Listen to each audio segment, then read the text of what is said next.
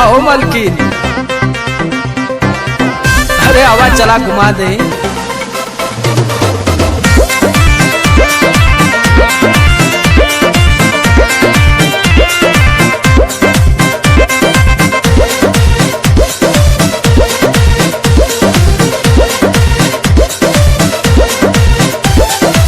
चलो ना जानू आज पटना घुमा दूं। अच्छा चल के बजरिया में शॉपिंग करा दूं।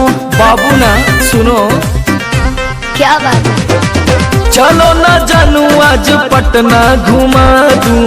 चल के बजरिया में शॉपिंग करा दूं।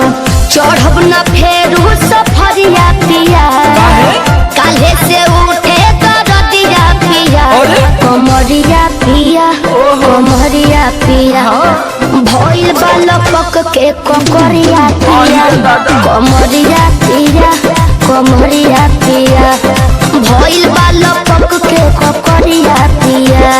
अरे तो बरियार फौजियत हो गई।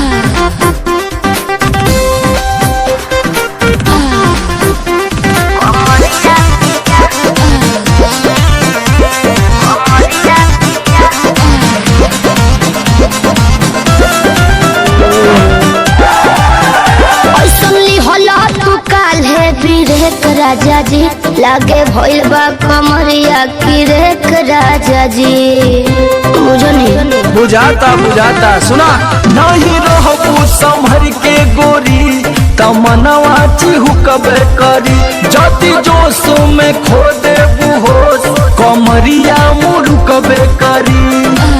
राते तू कइला बरदिया पिया, पोरे पोरे हो खता दरदिया पिया, कैसे? कमरिया पिया, कमरिया पिया, भइल बालपक के ककरिया पिया, कमरिया पिया, कमरिया पिया, भइल बालपक के ककरिया पिया। पिछला उस सीजन में तो यह नाटक रहे।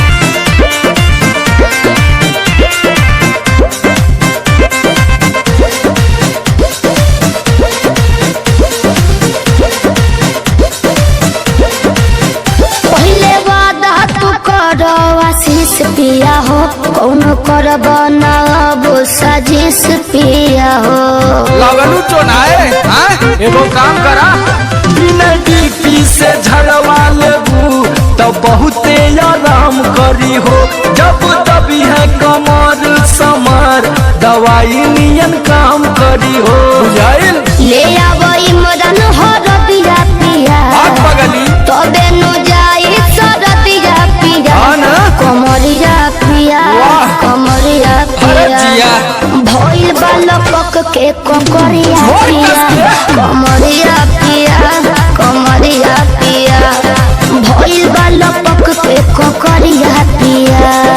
चल मत कर नाटक, बंद कर फाटक।